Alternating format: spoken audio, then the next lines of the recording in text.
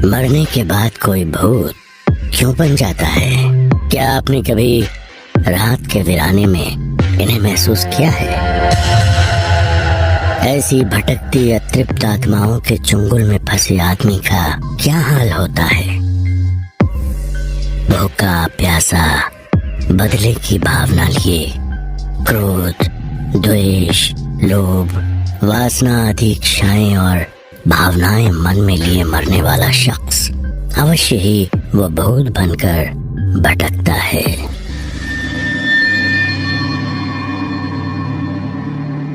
इंसानी दुनिया के परे भी एक अदृश्य दुनिया है, लेकिन इंसान अपनी लालच, खुदगर्जी और खुद को मॉडर्न दिखाने की होड़ में उस दुनिया से टकराने की नासमझी कर ही लेता है।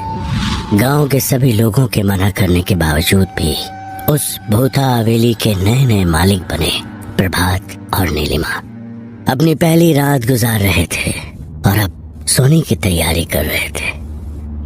प्रभात इस वक्त नॉवेल पढ़ने में बिजी था और वैसे भी 21st सेंचुरी में प्रभात जैसा एक मॉडर्न बिजनेसमैन ऐसी भूत प्रेत के लॉजिकल बातों पर कहाँ यकीन करने वाला था।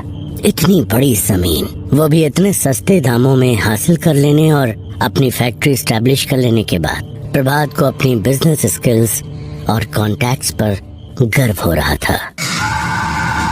वीरानगढ़ एक ऐसी श्रापित और मनहूस जगह थी कि जहाँ के किसान जी तोड़ मेहनत के बाद भी मुट्ठी भर अनाज में अपना घर चलाने को मजबूर थे। अगर फसल अच्छी हो जाती तब भी किसानों के हिस्से में थोड़ा ही आ पाता था, बाकी अपने आप सड़ जाता था या उसमें आग लग जाया करती थी। उस गांव के राज बाहर की दुनिया में उजागर करने वाला आज तक कोई भी सही सलामत बचा नहीं। गांव को लेकर गांव के लोगों का गांव छोड़कर जाने का मतलब भी असमय दर्दनाक मौत को गले लगाना ही था। मिस्टर भारद्वाज उस फैक्ट्री की जमीन के साथ साथ ही अब वीरानगढ़ के उस रहस्यमय हवेली के भी मालिक बन चुके थे। उस हवेली के हर कमरे में बड़े बड़े झूमर लगे हुए थे। तलवारें और ढाल दीवारों पर जहां तहां टंगी हुई थी। उसे बनाने में ज्यादातर काले पत्थर का इस्तेमाल हुआ था और लगता था कि वो कोई पुराना राजमहल था। वहाँ के माहौल में मनहूसियत ही मनहूसियत फैली हुई थी। वो शानदार हवेली जो बरसों से बंद पड़ी थी किसी शमशान की तरह वीरान लग रही थी। 100 से ज्यादा कमरों वाली उस हवेली में सैकड़ों राज दफन थे। प्रभात, क्या तुम्हें नहीं लगता कि यहाँ सब कुछ बहुत अजीब है? मैंने गांव वालों के मुंह से भूत प्रेत की बातें सुनी है, मुझे बहुत डर लग रहा है। नीलिमा ने अपने पति से कहा। हंसते हुए प्रभात ने कहा, नीलिमा, तुम कब से इन दक्यानूसी बातों को सच मानने लगी? इस गांव के सभी लोग अजीब हैं, उनकी बात छोड़ो। We are modern people, and how can we believe in such superstitions?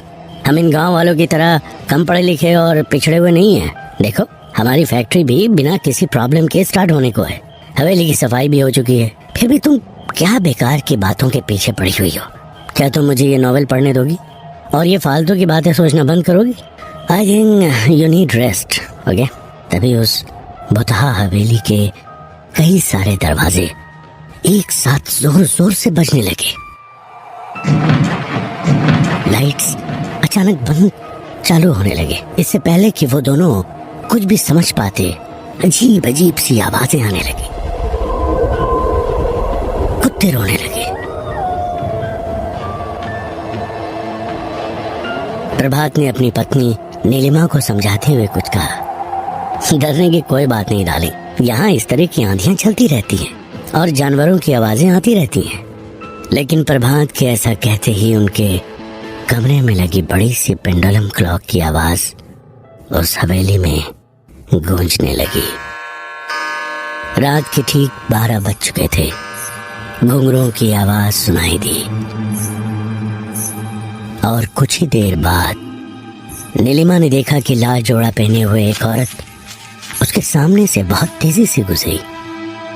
क्या ये नीलिमा का वहम था या सचमुच उसे वो औरत दिखाई दी थी? पता नहीं कहां से नीलिमा के गालों पर खून की बूंदें टपकने लगी। अब वो हद से ज्यादा डर चुके थे। जो भी हो, नीलिमा ने प्रभात को उस औरत और खून की बूंदों के बारे में कुछ बताना चाहा, लेकिन डर के मारे उसके मुंह से आवाज ही नहीं निकल सकी। कमरे में अचानक लाल रंग का धुआं फैलने लगा और अजीब सी चंपा के इत्र की महक आने लगी। प्रभात, मुझे बहुत डर लग रहा है, हम दोनों को ही यहाँ नहीं आना चाहिए था। घबराई हुई नीलिमा ने अपने पति का हाथ पकड़ते हुए कहा। कमरे का टेम्परेचर अचानक से बहुत कम होने लगा। ये इत्र की खुशबू और ये धुआं सब कहां से आने लगा? अचानक इतनी ठंड क्यों लगने लगी है? यहाँ कुछ तो गड़बड़ है, मेरा दिल बैठा जा रहा है। नीलिमा ने आगे कहा। हवेली में लगी हुई तस्वीरों के आगे रखी कैंडल्स अचानक से जलने लगी और फिर अचानक प्रभात के हाथ में जो नॉवेल था उसमें भी आग लग गई। ओह गॉड शिट! प्रभात हड़बड़ाया। अब डर का एहसास प्रभात को भी हो रहा था। कमरे में अचानक कुछ लोगों की जोर जोर से हंसने और रोने की आवाजें एक साथ आने लगी। इससे पहले कि वो दोनों एक्ट कर पाते, उनका वॉकिंग साइज बेड गोल गोल घूमता हुआ ऊपर सीलिंग से जा टकराया और टूट गया। जोर से धड़ाम की आवाज आई। नीलिमा और प्रभात दोनों ही करीब 20 फीट की ऊंचाई से जमीन पर गिर पड़े थे। वो दोनों पूरी तरह करा रहे थे। नीलिमा की कमर में चोट आई थी और जबान पर दांत टकराने की वजह से मुंह से खून निकलने लगा था। वहीं प्रभात का हाथ बुरी तरह मुड़ गया था। ऐसा लग रहा था जैसे उसके हाथ की कोई हड्डी टूट गई थी। उसकी पीठ पर भी चोट आई थी, वो भी पूरी तरह तड़प रहा था। इसी बीच उनके कमरे में रखे फर्नीचर और बाकी चीजें सब एक एक करके हवा में उड़ने लगी। उन दोनों के दर्द से रोने की आवाज के साथ साथ कमरे में कई लोगों की हंसने की आवाजें जोर जोर से गूंजने लगी। ये सब देखकर दोनों की रूह कांप गई और बिना देर किए वे दोनों लड़खड़ाते हुए कमरे के बाहर भागे और दरवाजा खोलते ही बड़े से मकड़ी के जाल में दोनों उलझ गए। नीलिमा और प्रभात मदद के लिए जोर जोर से चिल्लाने लगे। कोई हमारी मदद करो, help help please, help help us. वो लोग इतनी रात में चिल्लाने के अलावा कर भी क्या सकते थे? वीरानगढ़ में मोबाइल नेटवर्क भी बहुत पुअर था, इसलिए वे लोग अपनी आवाज भी बाहर नहीं पहुंचा सकते थे। प्रभात, अगर हमें कुछ हो गया तो हमारे बच्चे सिद्धार्थ का क्या होगा? और हमने तो उसे कुछ बताया भी नहीं है। डर से कपकपाती रोती हुई नीलिमा ने अपने पति से कहा। ये सारी बातें बाद में करते हैं नीलिमा, पहले अपनी जान बचाओ और यहाँ से भागो, प्रभात ने कहा। वे लोग जैसे तैसे उस डरावनी हवेली के बाहर निकले। वहाँ पर उन्होंने देखा कि सामने गार्डन में सफेद और उजले कपड़े पहने हुए एक लंबे बालों वाली औरत एक छोटे से बच्चे को गोद में लिए घूम रही थी। वो बच्चा बुरी तरह से रो रहा था। अरे अरे कोई हमें बचाओ, यहाँ सचमुच भूत है। Somebody please help us! प्रभात भी जोर जोर से चिल्लाने लगा। इससे पहले कि वो दोनों हवेली छोड़कर बाहर निकल पाते, हवेली का चैनल गेट दोबारा से लॉक हो चुका था। ये सब देखकर नीलिमा और प्रभात का कलेजा मुंह को आ गया था। उनका गला सूख चुका था, वे पसीने से तरपतर हो चुके थे। तभी अचानक से ऐसा लगा जैसे किसी अदृश्य शक्ति ने उन्हें जोर से अंदर की तरफ घसीटा हो। दोनों की दिल दहलाने वाली आवाज हवेली में गूंज गई और फिर वो आवाज धूमिल होकर शांत हो गई। अगले दिन जब सुबह हवेली का दरवाजा सभी को दोबारा से एक बार बंद दिखाई दिया और प्रभात और नीलिमा भारद्वाज बाहर दिखाई नहीं दिए, तो गांव वालों को बीती रात वहां क्या हुआ होगा इसे समझने में बिल्कुल देर नहीं लगी। उनके मैनेजर मिस्टर बजाज के दिमाग ने तो काम करना ही बंद कर दिया था। वो एक लॉयल और डेडिकेटेड पर्सन थे। उनकी काबिलियत पैसों की मोहताज नहीं थी। उन्होंने प्रभात को मना भी किया था इस हवेली में रहने से, पर प्रभात नहीं माने। और अब हश्र ये हुआ कि उनका कोई अता पता नहीं लग पा रहा था। प्रभात और नीलिमा को ढूंढने में गांव में कोई भी उसकी मदद को तैयार नहीं था। ऐसे में मिस्टर बजाज ने प्रभात और नीलिमा का इकलौता बेटा सिद्धार्थ को खबर करना मुनासिब समझा। सिद्धार्थ एक बिजनेस कॉन्फ्रेंस में पार्टिसिपेट करने के लिए दुबई गया हुआ था और पिछले एक हफ्ते से वो वहीं पर था। सिद्धार्थ 23 साल का था, बहुत स्मार्ट और इंटेलिजेंट था। वो एक IIT ग्रेजुएट और IIM बेंगलोर से MBA होल्डर था। बचपन से ही उसके अंदर साइंटिफिक टेम्परमेंट और क्यूरियोसिटी औरों से काफी ज्यादा थी। उसके पेरेंट्स हमेशा से ये चाहते थे कि उनका बेटा अपनी स्टडीज वर्ल्ड के टॉप इंस्टीट्यूशंस में कर सके और एक टॉप का बिजनेस टाइकून बन सके। सिद्धार्थ लगभग वर्ल्ड की 50 कंट्रीज से उस कॉन्फ्रेंस में आए हुए अपनी उम्र से बड़े लोगों के बीच भी सबसे ज्यादा तारीफ बटोरने वाला शख्स बन गया था। उसके रूरल डेवलपमेंट को लेकर प्रेजेंट किए गए इनोवेटिव बिजनेस आइडियाज को बहुत ज्यादा अप्रिशिएट किया जा रहा था। सिद्धार्थ की मीटिंग ओवर ही हुई थी कि तभी उसके पास मिस्टर बजाज का फोन आया। सिद्धार्थ ने झट से फोन उठाया। हेलो अंकल, कैसे हो? मॉम डैड कैसे हैं? वो बेटा, मिस्टर बजाज हिचकिचाहट से कुछ साफ बोल नहीं पा रहे थे। सिद्धार्थ ने तुरंत समझ लिया कि कुछ गड़बड़ है। अंकल, सब ठीक तो है ना? सिद्धार्थ ने कंसर्न होकर पूछा। सिद्धार्थ, एक्चुअली मुझे समझ नहीं आ रहा, मैं तुमसे कैसे कहूँ बेटा, तुम यहाँ लौट आओ। इतना कहकर मिस्टर बजाज थोड़ी देर के लिए खामोश हो गए। अंकल, आप मेरी बेचैनी को बहुत ज्यादा बढ़ा रहे हो। आप मुझे साफ साफ बता क्यों नहीं रहे हो? सिद्धार्थ ने कहा। सिद्धार्थ, फोन पर सब कुछ बता पाना पॉसिबल नहीं है। तुम अगर हो सके तो नेक्स्ट फ्लाइट पकड़कर दिल्ली वापस लौट आओ। इतना कहकर सिद्धार्थ के मैनेजर मिस्टर बजाज ने फोन डिस्कनेक्ट कर दिया। मिस्टर बजाज की कॉल डिस्कनेक्ट करके बजाज जैसे ही मुड़ा, अचानक से उसके आगे एक बूढ़ा बाबा आके खड़ा हो गया। वो अजीब गरीब सा दिखने वाला बूढ़ा आदमी चेहरे से बहुत गंभीर दिख रहा था, जैसे उसने अपने सीने में कई खौफनाक राज छुपा रखे हो। एक बार तो बजाज उसे देखकर डर गया, पर तभी गांव वाले आपस में बातें करने लगे। अरे बाबा आगे, बाबा आगे।